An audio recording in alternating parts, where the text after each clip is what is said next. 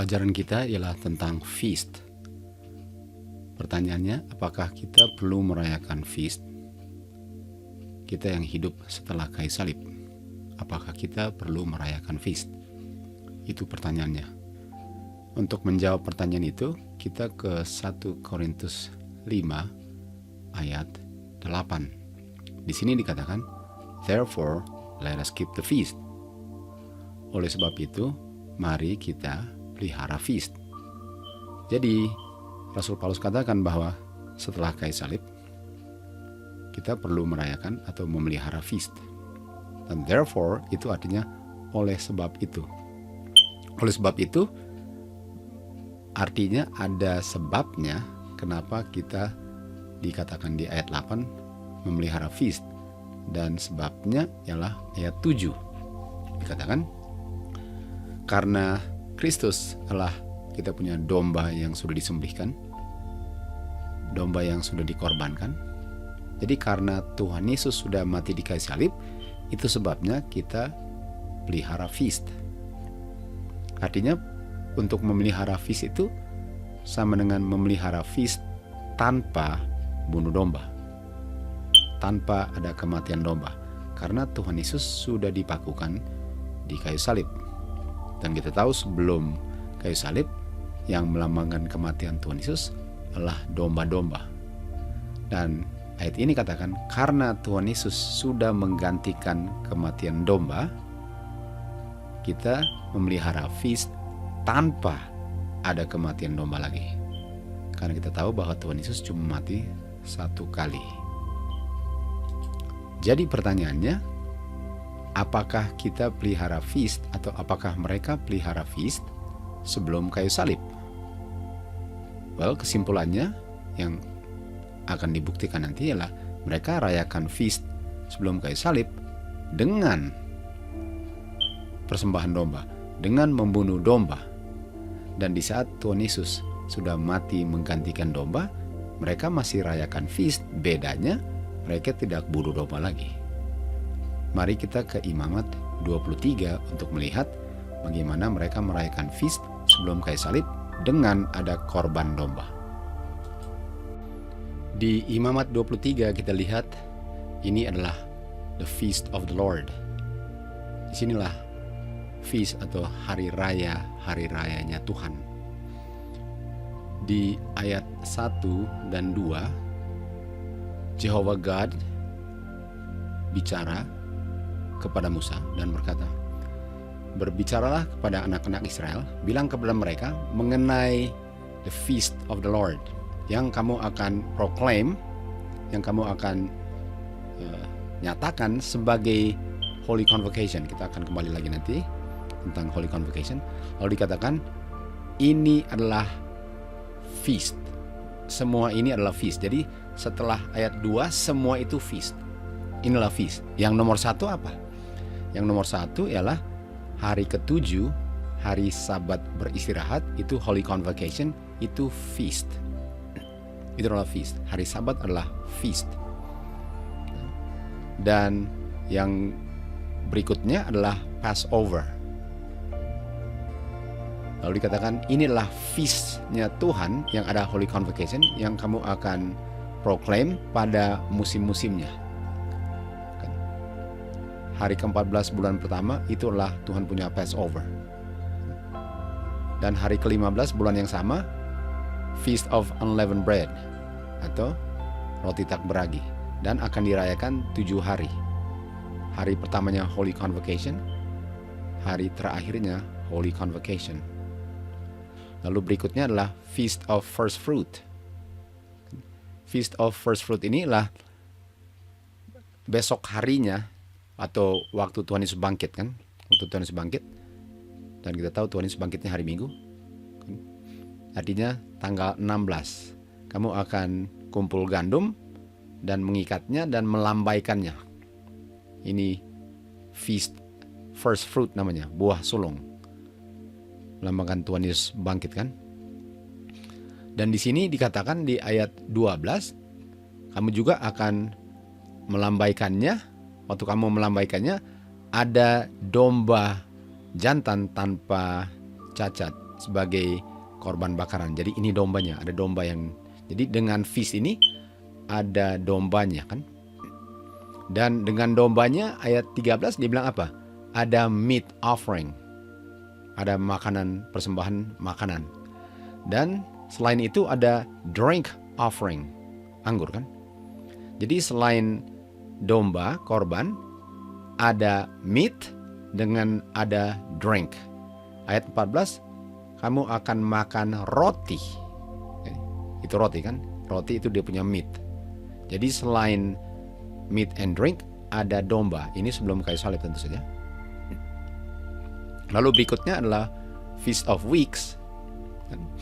Dan Feast of Weeks ini adalah 50 hari dari hari di mana mereka melambaikan dia punya ikatan gandum itu.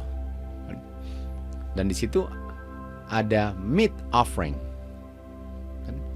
Dan meat offering ada roti juga, ada bread. Ada bread offering. Dan ada lembu, ada domba, ada kambing jantan, dan ada meat offering, dan ada drink offering. Jadi ada meat, drink, lalu korban-korban. Korban tumpah darah kan. Lalu yang berikutnya, dan itu adalah Holy Convocation. Berikutnya adalah Feast of Trumpet. Bulan ke-7 hari pertama, bunyikan trompet, itu Holy Convocation. Lalu berikutnya hari ke-10 bulan ke-7, itu namanya Day of Atonement, itu Holy Convocation. Dan itu ada hari sabatnya. Tentu saja hari sabat hari ke-7 itu adalah tahun pertama. Lalu kembali lagi hari ke-7-nya tahun atau mulai siklus tahun pertama lagi kan. Lalu berikutnya yang terakhir adalah Feast of Tabernacle. Itu Holy Convocation hari pertama, dan hari terakhir hari ke-8 Holy Convocation. Lalu dikatakan di ayat 37, ini adalah feast-nya Tuhan. Inilah feast-nya Jehovah God yang kamu akan rayakan sebagai Holy Convocation. Dan ayat 41 dibilang, kamu perlu pelihara ini feast sebagai statute selama-lamanya dalam generasi kamu. Kamu akan pelihara ini sebagai statute. Lalu ditutup di ayat 44, Musa mengatakan kepada anak-anak Israel, inilah feast daripada Jehovah God. Jadi kita bisa lihat sebelum kayu salib di Imamat 23 ayat 1 sampai 44, mereka merayakan feast dan mereka makan meat, itu roti, dan minum drink, yaitu anggur, dan korbankan domba. Yang kita sudah lihat tadi bahwa setelah kayu salib mereka masih rayakan feast, tapi nggak ada dombanya karena dombanya sudah digantikan dengan Tuhan Yesus. Jadi semua ini meat and drink ini masih jalan terus, itu nggak dipakukan di kayu salib. Karena kita sudah tahu bahwa yang dipakukan Tuhan di kayu salib adalah kematian. Kematian yang dipakukan di kayu salib. Oleh sebab itu, Rasul Paulus bilang, let us keep the feast. Kenapa? Mari kita terus lanjutkan feast ini tanpa korban-korban domba. Atau dia bilang, mari kita tetap lakukan lambang kehidupan karena lambang kematian sudah digenapi. Okay? Mari kita lihat sekarang apa yang ditiadakan di kayu salib di saat Tuhan Yesus mati di kayu salib.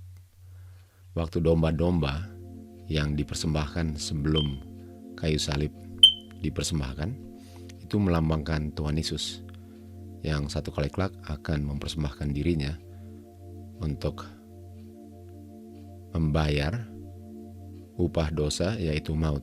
Jadi kematian Tuhan Yesus itu membayar upah dosa. Dan selama ini atau selama sebelum kayu salib itu disimbolkan atau diilustrasikan dengan kematian domba-domba. Dan setelah Tuhan Yesus mati di kayu salib, domba-domba tidak dipersembahkan lagi karena Tuhan Yesus sudah mati. Di Yohanes 1 ayat 29 dikatakan bahwa Tuhan Yesus, waktu Yohanes menunjuk kepada Tuhan Yesus, dia bilang, lihatlah domba Bapa yang mengambil atau menyingkirkan dosa-dosa dunia. Jadi di saat Tuhan Yesus mati, yang disingkirkan adalah dosa, sesuai dengan Yohanes 1 ayat 29. Sesuai dengan Roma 6 ayat 23, dosa yang disingkirkan oleh Tuhan Yesus di kayu salib adalah upah daripada dosa itu adalah kematian. Jadi kalau dosa yang diambil, artinya Tuhan Yesuslah yang menerima dosa itu. Sekarang Tuhan Yesuslah yang harus mati. Jadi di kayu salib, Tuhan Yesus memikul semua dosa dunia dan dia mati di kayu salib. Dan karena Tuhan Yesus yang sedang memikul dosa dunia di kayu salib, dan waktu Tuhan Yesus dipakukan di kayu salib, dosa dipakukan dan kematian juga dipakukan di kayu salib. Kita baca di Yesaya 44 ayat 22. Di sini dikatakan, I have blotted out thy transgressions and thy sins. Jadi telah dihapus, di blotted out itu ditiadakan. Jadi yang di kayu salib, yang di blotted out adalah dosa-dosa pelanggaran-pelanggaran manusia. Sebagaimana di Yohanes 1 ayat 29 dikatakan bahwa Tuhan Yesus mengambil dosa-dosa dan blotted out, dia punya dosa-dosa dan pelanggaran. Waktu dia dipakukan di kayu salib, kematian juga dipakukan di kayu salib. Karena yang mati di kayu salib adalah Tuhan Yesus. Dan Tuhan Yesus itu mati sebagai upah dosa yang dia ambil atau dia pikul dari seluruh dunia punya dosa. Jadi yang dipakukan di kayu salib, yang disingkirkan, yang di taken away, dan yang di blotted out adalah dosa dan kematian. Kita lihat di 2 Timotius 1 ayat 10, di sini dikatakan, Juru Selamat kita, Yesus Kristus, yang telah abolish death, meniadakan death.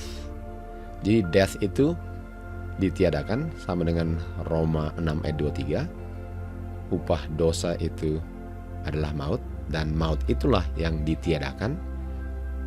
Yesaya 44 ayat 22 tadi katakan bahwa dosa itu yang ditiadakan.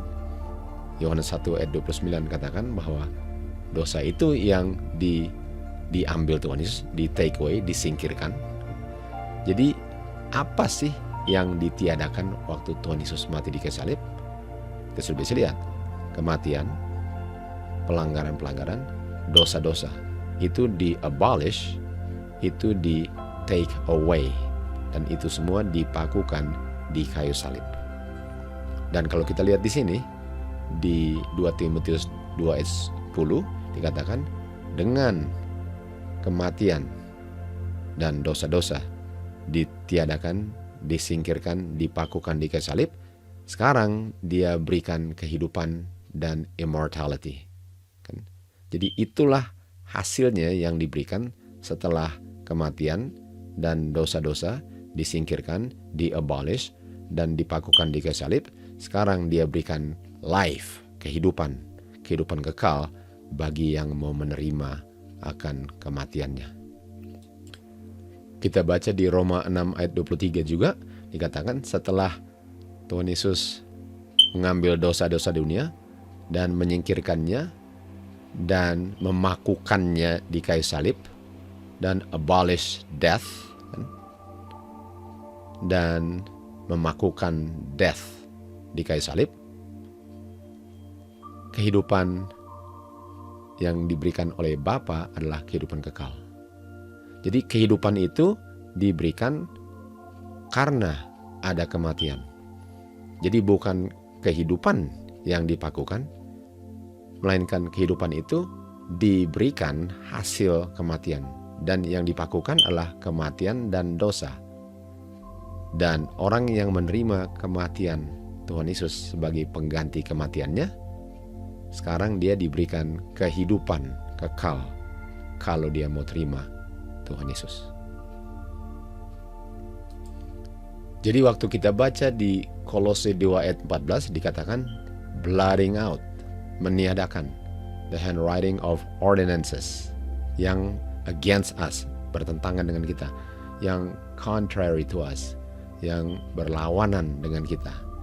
Took it out of the way. Seperti Tuhan Yesus di Yohanes 1 ayat 9, who takes away. Dan di 2 Timotius 1 ayat 10 dikatakan blotted out. Dia punya death. Di sini dikatakan blotting out the handwriting of ordinances. Dan kalau kita lihat blotting out ordinances itu sama dengan canceling the record of death, atau cancel, meniadakan catatan hutang. Dan kita tahu hutang itu adalah kematian. Jadi kita berhutang, kita punya hutang adalah kematian. Dan Tuhan Yesuslah yang mengambil hutang itu sehingga kita punya catatan hutang di cancel. Dan di King James Version katanya di blot out. Jadi yang di blotted out kematian, dosa, pelanggaran-pelanggaran, itu semua di blotted out, itu semua di take away, dan itu semua dipakukan di kayu salib. Dan kita sudah baca tadi di Roma 6 ayat 23 dan di 2 Timotius 1 ayat 10 dikatakan setelah kematian ditiadakan, setelah dosa-dosa dipakukan dan kematian dipakukan, disingkirkan, di blot out di kayu salib, sekarang kita diberikan kesempatan untuk menerima kehidupan kekal.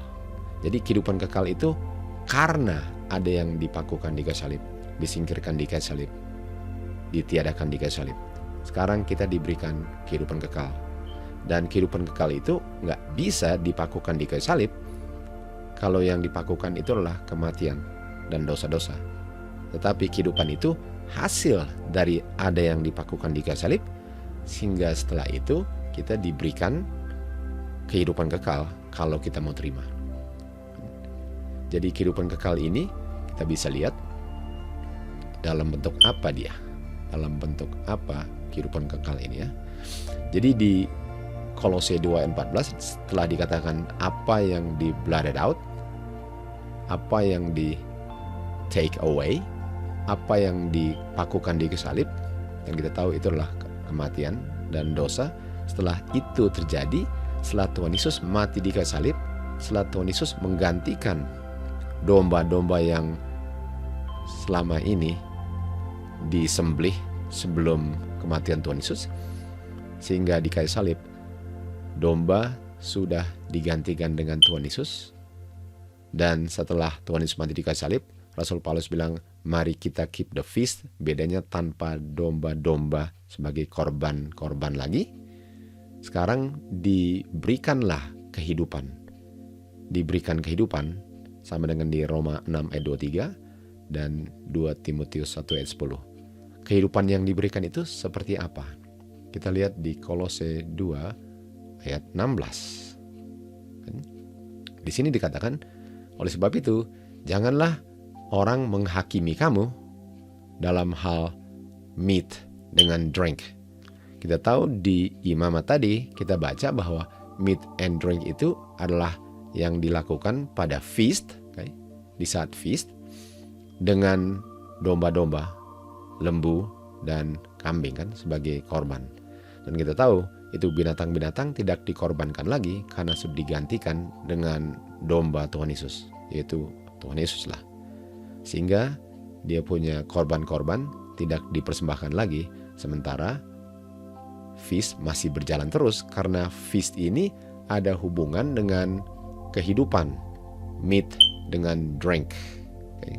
Meat dengan drink itu adalah kehidupan. Meat harus dimakan dan drink harus diminum. Itu adalah kehidupan. Jadi kalau kita baca lagi Kolose 2 ayat 14 dan 16, karena dosa dan kematian sudah dipakukan di kayu salib, sudah disingkirkan, sudah di blotted out. Oleh sebab itu, mari kita keep the feast dengan makan dan minum tanpa korban-korban domba lagi. Dan itu sama bahasanya dengan Rasul Paulus waktu dia tulis di 1 Korintus 5 ayat 7 dan ayat 8. Di sini Rasul Paulus katakan, oleh sebab Tuhan Yesus sudah dipakukan di salib, oleh sebab Tuhan Yesus sudah mengambil dosa, sudah blotted out dia punya dosa dan kematian, dan Tuhan Yesus sudah abolish dia punya death, dan domba-domba tidak perlu dipersembahkan lagi, sementara keep the feast, karena Tuhan Yesus sudah menggantikan domba-domba itu. Ayat 8 dia bilang, oleh sebab itu let us keep the feast. Oleh sebab itu mari kita pelihara atau merayakan feast sesuai dengan Kolose 2 ayat 16, dengan makan meat, dengan minum drink. Itulah paralel daripada 1 Korintus 5 ayat 7 dan 8 dengan Kolose 2 ayat 14 dan ayat 16. Kita kembali lagi ke Imamat 23 di ayat 18, 19 dan 20. Kita lihat di sini bahwa waktu mereka keep the feast, mereka lakukan itu dengan bread. Kita lihat ada bread kan di ayat 18. Dan dengan domba dan dengan lembu, juga korban kambing jantan. Dan di ayat yang sama dia bilang, dan mereka juga mempersembahkan meat offering dengan drink offering. Kita tahu semua itu binatang-binatang tidak dipersembahkan lagi setelah Tuhan Yesus mati di kayu salib, tapi meat dengan offeringnya masih dilakukan karena itu lambang kehidupan. Sementara domba-domba, lembu, dan kambing jantan ini semua lambang kematian yang dipakukan, yang disingkirkan, yang di-blotted out, yang di-abolish di kayu salib. Tetapi meat and drink masih dilakukan sesuai dengan Kolose 2 ayat 16. Jadi mari kita lihat apa itu yang dipakukan, disingkirkan, dan di-blotted out, di-abolish di kayu salib, yang adalah kematian. Di 2 Timotius 1 ayat 10 kita bisa lihat bahwa kematianlah yang di-blotted out atau yang di-abolish. Jadi kematian itu di-abolish di kayu salib. Dan di Yesaya 44 ayat 22 yang di-blotted out adalah transgression, pelanggaran hukum yang adalah dosa. Jadi yang di-blotted out, yang di-taken away, yang disingkirkan, yang dipakukan di kayu salib adalah kematian dan dosa. Dan itu berakhir di kayu salib. Itu yang tidak dilanjutkan lagi setelah kayu salib, yang selama ini dilambangkan oleh domba-domba yang dikorbankan. Sekarang mari kita lihat, karena itu sudah dipakukan, dan oleh sebab itu bukan kehidupanlah yang dipakukan. Apa kehidupan yang dilambangkan oleh meat dengan drink? Apa kehidupan yang sebelum kayu salib sudah dilakukan dan tetap dilakukan setelah kayu salib, karena nggak bisa kehidupan itu dipakukan, karena yang dipakukan adalah kematian. Kehidupan yang diberikan atau kehidupan yang dilakukan dalam feast adalah meat dengan drink di Kolose 2 ayat 16. Mari kita lihat, meat and drink itu adalah kehidupan yang tidak dipakukan, yang tetap setelah kayu salib dilakukan. Dan itulah sebabnya Rasul Paulus bilang, oleh sebab yang sudah dipakukan adalah kematian, let us keep the feast, yang lambang daripada kehidupan kekal. Di Matius 26 ayat 26 dan di 27 Kita lihat di sini bahwa Tuhan Yesus, sementara mereka makan, Tuhan Yesus dengan murid-murid makan, ini untuk perjamuan, dia ambil roti dan dia membelah roti itu dan memberikan kepada murid-muridnya, dan dia bilang, ambil, makan, roti ini adalah tubuhku. Kita tahu roti itu bukan tubuh Tuhan Yesus, tapi roti itu lambang daripada tubuh Tuhan Yesus. Jadi kita lihat bahwa ini Tuhan Yesus tetapkan untuk dilakukan setelah kayu salib kan. Setelah kayu salib, inilah yang mereka akan lakukan, yaitu yang mereka sudah lakukan sebelum kayu salib. Seperti di Imamat 23 kita lihat bahwa mereka sudah meet and drink. Sekarang Tuhan Yesus bikin institution daripada Lord's Supper, di mana dia bilang, inilah rotiku, makan, ini adalah tubuhku. Lalu dia ambil dia punya cawan dan dia mengucap syukur dan dia bilang, minumlah, karena inilah darahku. Kita tahu yang diminum bukan darahnya, yang diminum adalah anggur yang melambangkan darah, dan roti yang dimakan itu melambangkan dia punya tubuh. Dan kita tahu ini adalah yang melambangkan kehidupan yang masih dilakukan setelah kayu salib. Di Kolose 2 ayat 16, meat dengan drink. Di Yohanes 6 ayat 48, Tuhan Yesus bilang, akulah roti hidup itu. Tadi kita lihat di Matius 26 dikatakan, ambillah roti ini, inilah tubuhku. Dan ini buktinya bahwa roti ini adalah kehidupan, karena Tuhan Yesus bilang, akulah roti hidup itu. Dan di ayat 51, akulah roti hidup yang turun dari surga. Barang siapa makan roti ini, dia akan hidup selama-lamanya. Lalu dia bilang, roti ini yang aku berikan adalah aku punya tubuh. Jadi sekarang Tuhan Yesus bilang bahwa roti ini melambangkan tubuhnya. Lalu kita lanjut lagi di ayat 54. Dikatakan, barang siapa makan tubuh ini yang dilambangkan roti dan minum darahku ini yang dilambangkan anggur, memiliki kehidupan kekal. Walaupun dia mati, aku akan bangkitkan nanti. Ayat 55, karena tubuhku adalah meat dan darahku adalah drink. Jadi Tuhan Yesus bilang, karena tubuhku yang dilambangkan roti adalah meat. Artinya meat ini adalah roti yang dimakan kan. Dan darahku ini melambangkan, yang dilambangkan oleh anggur, itu adalah kehidupanku. Dan kita tahu darah di Imamat 17 ayat 11, darah itu lambang kehidupan kan?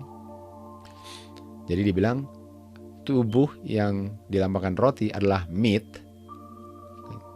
dan kehidupan ya, yang dilambangkan oleh minuman anggur dalam hal ini melambangkan blood. Jadi meat and drink itu sama dengan flesh dengan blood, sama dengan roti dengan anggur. Dan ini semua lambang kehidupan yang tidak dipakukan di kayu salib, karena yang dipakukan di kayu salib adalah kematian. Sementara meat dengan drink yang dilakukan dalam feast itu melambangkan kehidupan. Lalu Tuhan Yesus lanjut lagi, karena kita tahu bahwa murid-muridnya ada yang bilang, apakah kita perlu makan dagingnya? Apakah dagingnya perlu dimakan? Seakan-akan mereka tidak mengerti bahwa bukan dagingnya Tuhan Yesus, bukan tubuhnya yang dimakan, dan bukan darahnya yang diminum. Dan yang dimakan adalah rotinya dan minum anggurnya. Oleh sebab itu, Tuhan Yesus klarifikasi apa yang dia maksudkan. Dia bilang, yang memberikan kehidupan itu roh. Daging atau tubuh, kalau kamu makan, nggak ada benefitnya untuk kehidupan kekal. Yang kamu makan ini adalah bukan daging, bukan tubuhku, tapi roti yang melambangkan tubuhku. Dan roti itu walaupun tidak memberikan kehidupan, kamu perlu makan, karena dengan makan itu artinya kamu percaya bahwa yang menghidupkan kamu, yang dilambangkan roti, adalah roh dan kehidupan, spirit, firman Tuhan. Jadi dikatakan bahwa roti itu yang melambangkan tubuh, yang sebenarnya melambangkan firman Tuhan, dan firman Tuhan itulah spirit, roh, dan life, kehidupan. Artinya setelah kayu salib masih harus lakukan sebagaimana sebelum kayu salib harus lakukan. Setelah kayu salib pun masih tetap dilakukan. Bedanya nggak ada unsur kematiannya yang sudah dipakukan di kayu salib. Yang perlu dilakukanlah meat dengan drink, yang melambangkan tubuh Tuhan Yesus, yang melambangkan firman Tuhan, roh Tuhan, kehidupan Tuhan. Dan kalau makan itu, itulah kehidupan kekal. Dan itulah kehidupan kekal. Dan di ayat 66 atau Yohanes 6:66, banyak murid-murid waktu itu, waktu mereka mendengar itu, mereka berpaling dari Tuhan Yesus dan tidak pernah berjalan dengan Tuhan Yesus lagi. Karena mereka nampaknya nggak bisa terima ini. Nggak bisa terima bahwa kita tetap harus makan ya. Kita tetap harus makan.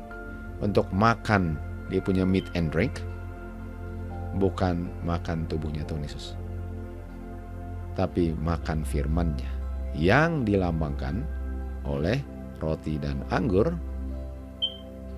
kan? Dan itulah yang memberikan kehidupan. Dan itu pun dilakukan sebelum kayu salib. Setelah kayu salib, bedanya nggak ada lagi kematian setelah kayu salib. Itu sebabnya Rasul Paulus bilang, karena tidak lagi perlu untuk kita korbankan domba-domba. Di Kolose 2 ayat 14 dia bilang, oleh sebab itu mari kita keep the feast tanpa korban domba-domba lagi.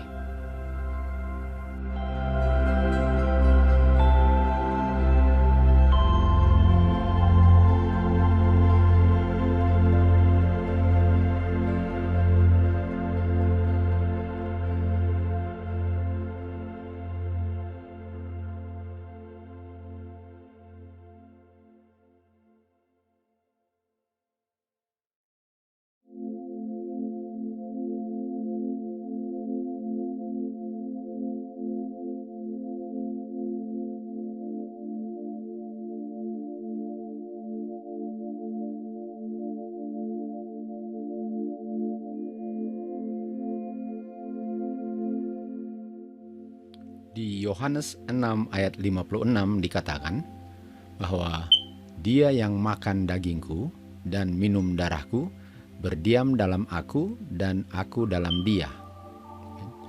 Artinya untuk dia berdiam dalam aku, atau untuk rohnya, kehidupannya berdiam dalam aku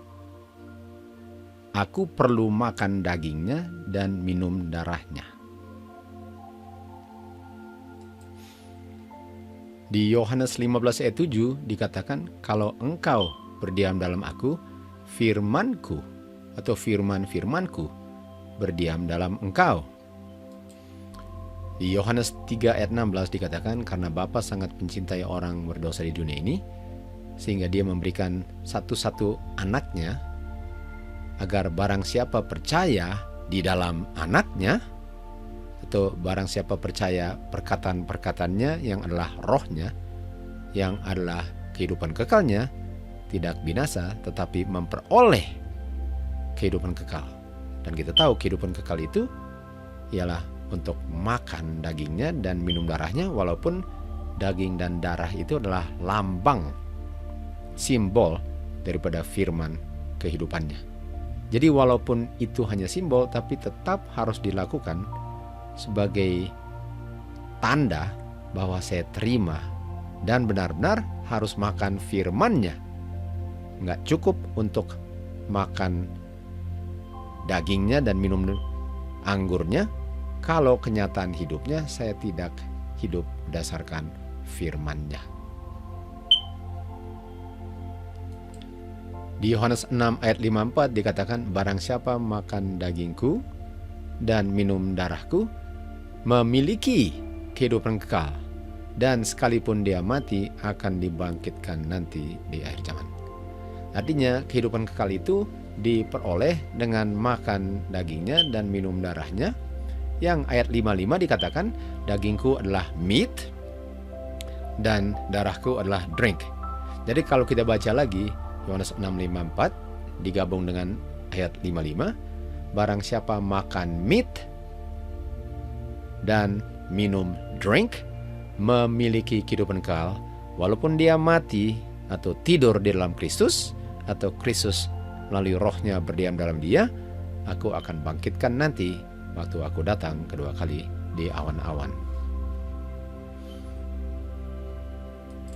Di Kolose 2 ayat 16, Rasul Paulus berbicara kepada orang-orang di Kolose, dikatakan, janganlah oleh sebab itu mereka menghakimi kamu waktu kamu makan meat dan minum drink. Yang kita tahu tadi adalah kalau kita makan meat dan minum drink, kita memiliki kehidupan kekal.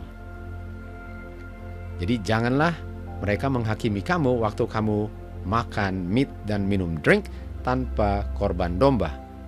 Karena ayat 14 katakan, karena Tuhan Yesus sudah menggantikan domba dan semua kematian dan dosa sudah dipakukan di kayu salib, sehingga kamu makan meat tanpa domba. Karena itulah yang patut dilakukan, sehingga janganlah kamu izinkan mereka menghakimi kamu kalau kamu tidak ikut sertakan makan domba atau bunuh domba dalam kamu punya perayaan feast ini. Dan konklusinya di 1 Korintus 5 ayat 8. Oleh sebab itu, let us keep the feast. Mari kita rayakan.